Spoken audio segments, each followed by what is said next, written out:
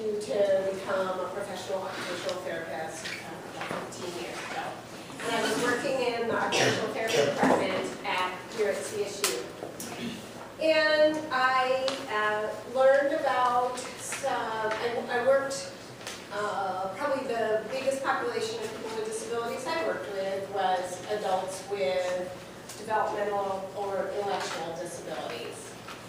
And I learned about some programs in other parts of the country that were visual arts programs mainly for adults with disabilities.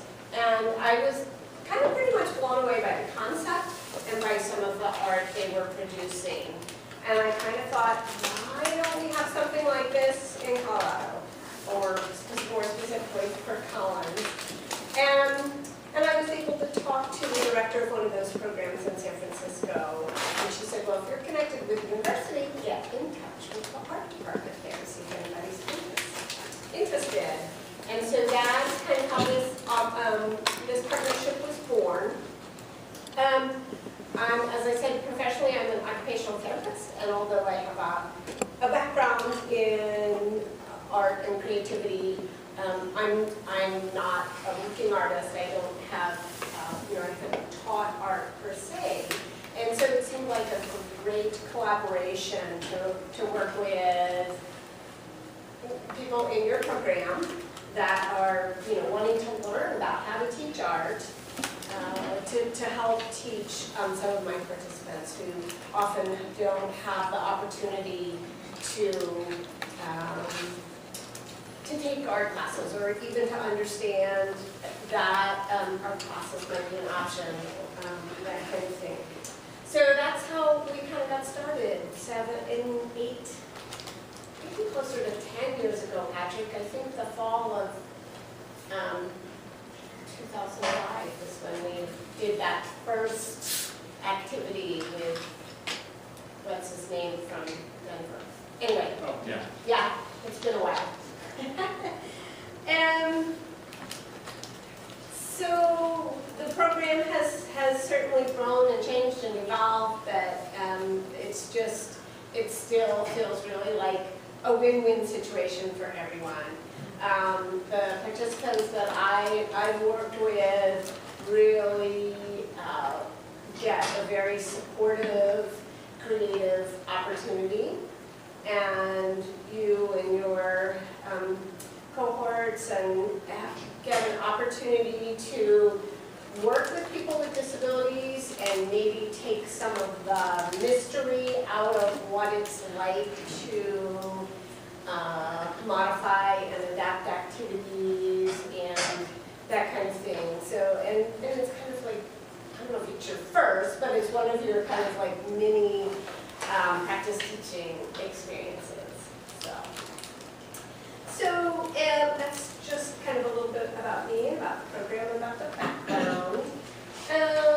So I just would love a couple of reactions from you about how do you feel about the word disabled, and do you have any experience with somebody in your family, somebody in your life that's had any kind of challenge or disability, not necessarily an intellectual disability, it could be physical challenge, all different kinds of challenges. So just, yeah. Well, I didn't really realize that ableism was actually a big issue until I followed some people on Tumblr and learned more about all the issues and what disabled peoples had to go through. And so that definitely, I guess, opened my eyes to realizing that people get treated differently, because I didn't see reason why. Yeah. So that's really my only. Yeah, good, great. Yeah. So I grew up in council with my dad, and he had glaucoma, detached retina, and cataracts. So I saw my big dad hero turn into a blind guy that can't paint houses anymore. So that was a bit of a change. Yes, I'm sure you saw lots of barriers Well, it's stuff to correct your dad about something you taught me how to do. Yeah. I worked in a special needs athletic program throughout high school in Illinois, and then my family's been, they've actually created a baseball league for special needs children. Oh. It goes on every summer. Great, For the past 4 months, I was working in an elementary school as a special ed career professional. Oh, okay, great. So you just help us solve variety. You before I definitely. Anybody else want to share anything? Experience or reaction? Yeah. The summer before I started my undergrad, I worked 2 months at the Joshua School in Denver, Okay. which is, they only accepted like 24 kids with like autism, Down syndrome, TBI, that kind of thing. And I mostly worked with like the higher functioning middle school kids, but, and I was in charge of doing art projects, and I've never seen kids that were, I've never experienced more meltdowns over art projects. Like, those were all the hugest meltdowns. But, you know, it was a place where, like, you know, the kids who were too violent to be in the mainstream would go there. And, you know, I think I learned a lot about how teachers kind of handle violent meltdowns, especially if some kids would use meltdowns intentionally to get what they wanted. And, but other than that, it was a really fun experience. And I have a really soft place in my heart for the special needs community. Great. Does anybody have any trepidation or concern in working with people that might look or act differently than the more general population? It's okay if you do. I think we all have a little bit. Yeah. I guess I do a little bit. It's just a little bit nerve-wracking because I don't necessarily know how to handle certain situations like that. Growing up, I had a best friend who had a brother with autism, and so he couldn't communicate with you. Either he couldn't speak, and he had a lot of his thing was to like be like wet paper towels and throw it everywhere. And so I'd wake up at like 3 in the morning, sleeping over at our house, and he'd have a couch and he'd jumping at me, and I was like, no, like, what do I do, you know? Yeah. And so, because for me, I was so used to it, it's kind of just like, they were asleep, or they just kind of like, hey, stop it, and be like, what? It's hard to communicate with them. But I guess handling a situation like that where they don't understand what they're doing, how to explain to them. Right. Sure, yeah. Understandable concern, and you weren't necessarily at a point where you could learn strategies to help work with, you know, to help communicate with these things. Anybody else have a- Yeah.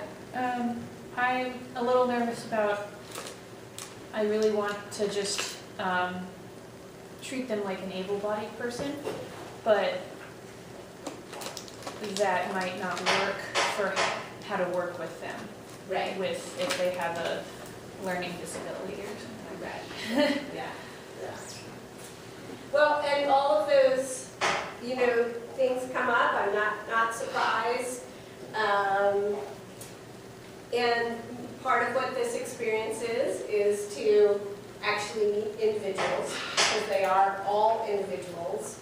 No two people, even if they have the same diagnosis, are going to be the same.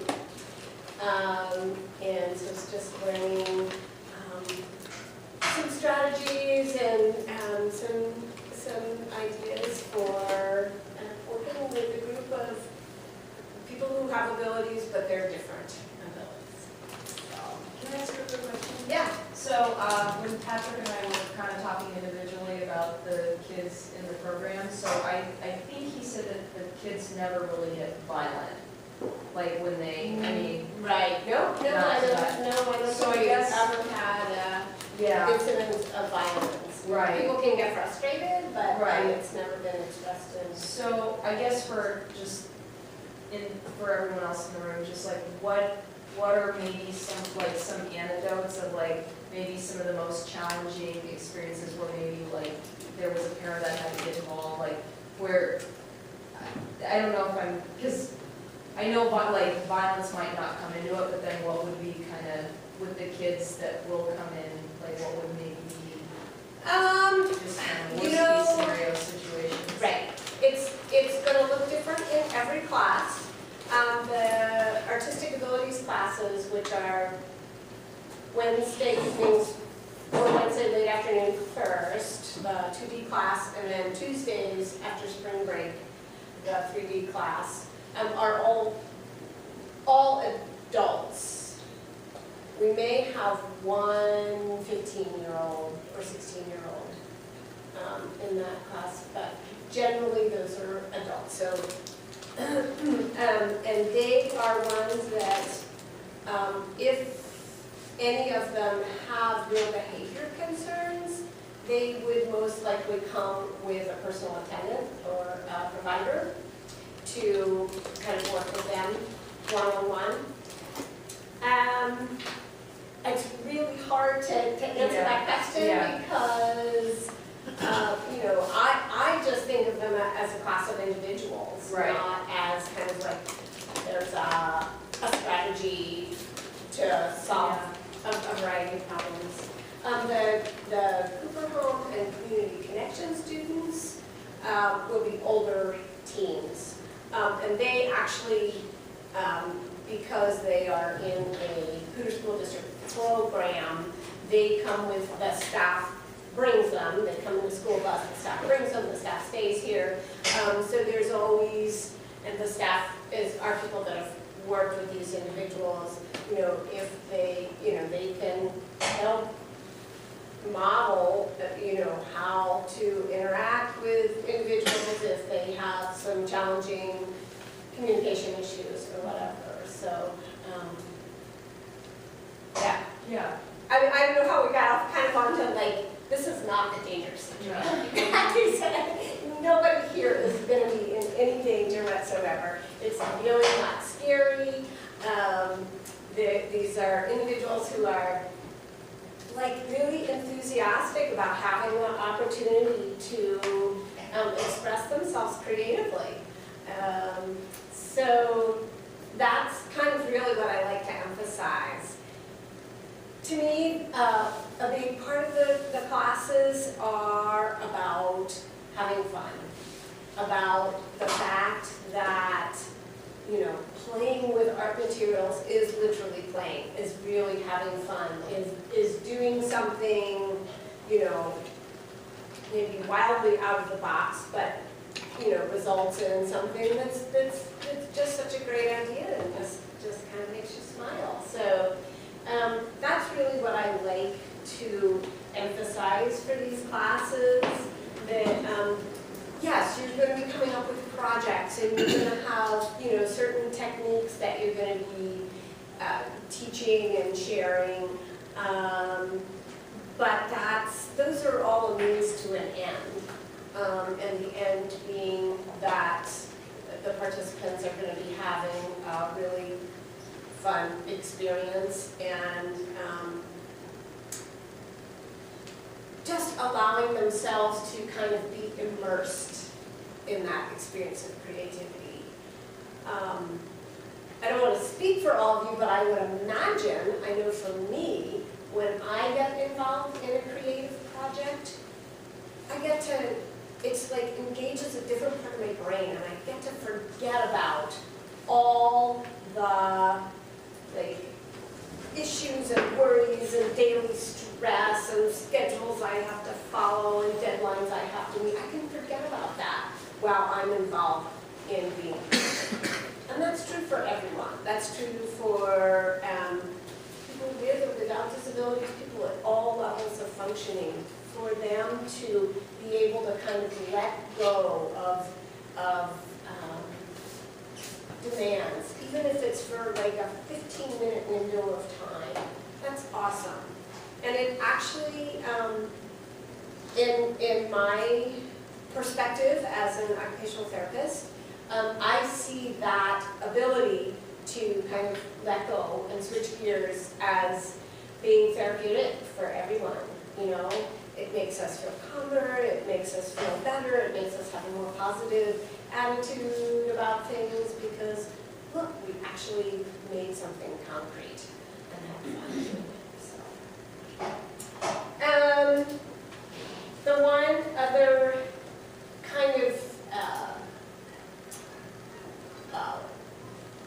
emphasis, it's not a huge emphasis, but another piece of what I see happen with these classes is for the participants to gain some more art awareness about like art in the world around them to a certain extent. It's always fun when, you know, in the middle of class, some people need to take a little break, and so we'll walk out in the main part of the building and walk up and down the halls and look at all the artwork that's on the walls and in the cases, and for, you know, to see some examples, it's like, oh, look, this famous artist, you know, did this cool thing. The one thing I remember is, I think it was Kandinsky did some series of circles, and we ended up doing, each individual did a circle, and we put them all together. And it was just, you know, kind of bringing in like the wider world of art to a certain extent. That's not my first emphasis, but I've seen that kind of as a byproduct, and I think that's great. Just wanted to talk a little bit more about who the participants are going to be and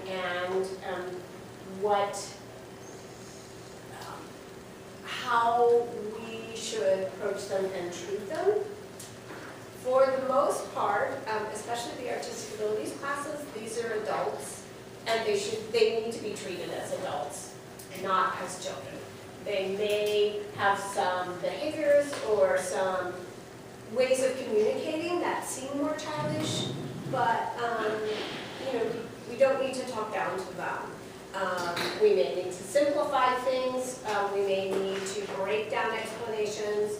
You know, make shorter steps for instructions, that kind of thing. But they are adults. Social etiquette. We should expect people to follow basic social etiquette rules. Now,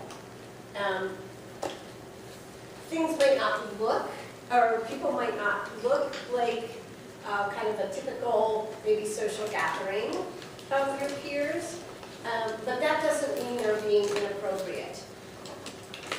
Being inappropriate could be if somebody comes and stands this far away from you and says, "How old are you? Do you have a boyfriend? Do you have sex? What's going on in your life?" And that's like, whoa, I've just met this person. This is way too much information. That's inappropriate. And that's where you can say, hey, I'm not comfortable with somebody standing so close to me. And those are questions that I usually only talk about with my family or my best friends. And I've just met you. Hi, my name is Alison. What's your name? That's kind of an extreme example of it. And just, you know, it is okay to set boundaries when people want to kind of get too much into your personal space. On the other hand, there are a lot of the art students from previous years that have really enjoyed, you know, being friendly and kind of getting to know participants a little more deeply as the class goes on. So there's no problem with that. And I'm just kind of going down my reminder list here. In talking with people and in talking to people, there is a general kind of way to use language that's considered people first. And what that is when you don't say, it's like not saying there's a disabled person. It's like, oh, there's somebody that's got some challenges, but they're really You know, they love the color purple and they enjoy playing basketball, whatever it is. So yes, somebody can have some challenges, but they are not, it's not okay to say they are a challenged person or they are a disabled person. So you always think of the person first, and then yes, you can, you know, it's helpful to know what some of their challenges are, but they are the person first. And then their challenges are life issues that they have to deal with. Like we all have to deal with life issues, one way or another.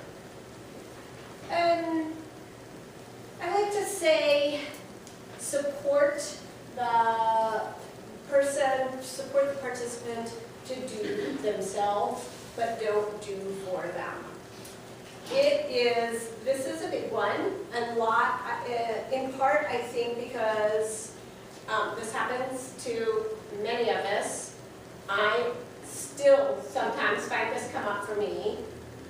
I have an expectation in my mind about how a project should be done, or what a cat should look like, or something like that. And so somebody will come to me and say, I'm not very good at drawing cats. Will you draw a cat for me, and then I'll, you know, put the colors around it or whatever? We don't need to draw that cat for them. A couple of options would be to say, oh, well, you know, what makes you recognize a cat? What do you think cats are? You know, what makes a cat unique? Do they have whiskers? Yeah, they've got whiskers, don't they? Do they have kind of pointy ears? Yeah, my cat has really big pointy ears. Do they have a tail? Oh yeah, they have tail. How many legs do they have? So you get them to think about, break it down. It's like, what makes a cat a cat? And then you can say, okay, so what's the first thing you said? Whiskers. Well, why don't you draw, you know, start with the head and draw some whiskers.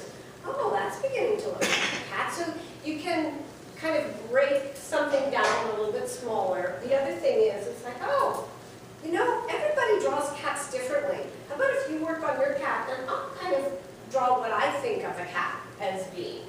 And so you can kind of model that, you know, you're not necessarily going to draw a realistic cat, but, you know, everybody has their own idea of what a cat is.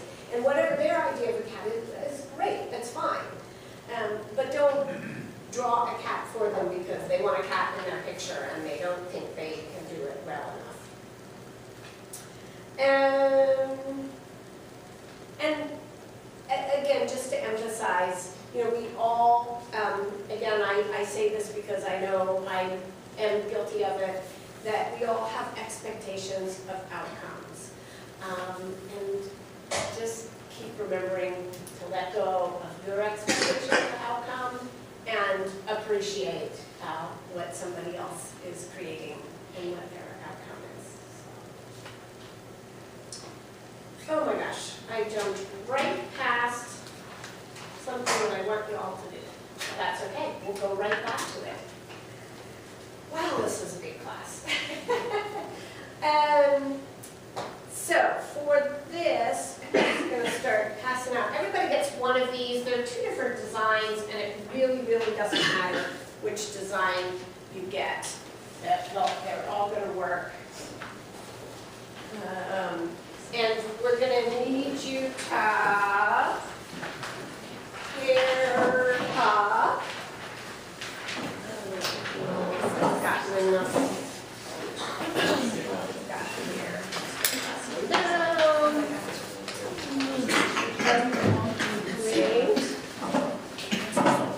Did everybody get a piece of paper with either a star or a maze kind of design on it? Okay, awesome. So, this is an opportunity both to have gain some empathy for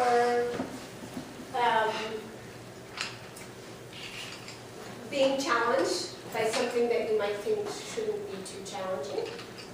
And it's also a chance to kind of pay attention to trying to solve a problem, and if you found some strategies that personally worked for you to help solve this problem. So, everybody needs to get into pairs, and I will show you how these pairs are going to work. Nicole, I'm going to show, use you as a guinea pig. And every pair needs to have a mirror and some kind of pencil. You can stay sitting there. I think people should be able to use me. Nope, it doesn't. It really doesn't matter. So, you need to get a pen and pencil, put your maze down, then you need to hold the mirror so that you can see the maze in the mirror. Holding? Yeah. Or you can tilt it as you go. Okay. And then I'm going to keep you from cheating just by holding this here. And you have to follow the maze by just looking in the mirror. Looking at the reflection, so just drawing a line. Yep, yep. And so you can either do this with, again, it works with the star too. This is a lot harder than you think it would be. Okay, so I'm just demonstrating here so you can see what the setup is. So it looks like there's, can you all see? If you need to stand up or walk over here, that's fine. But the idea is that when you're the active one doing the drawing, you can only look in the mirror. And I'm just standing here being like, to keep her honest. Let's put it that way.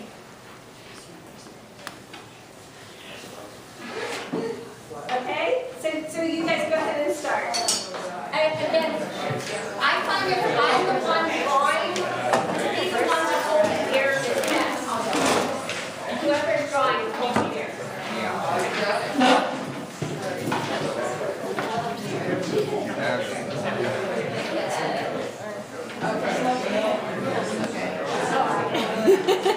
Is it hard?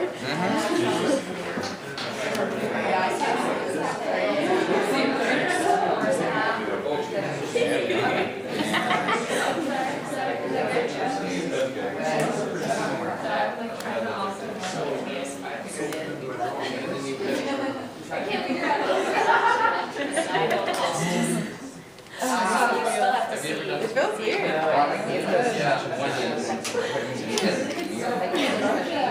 Why is it so crooked, Jenna? You're doing a great job.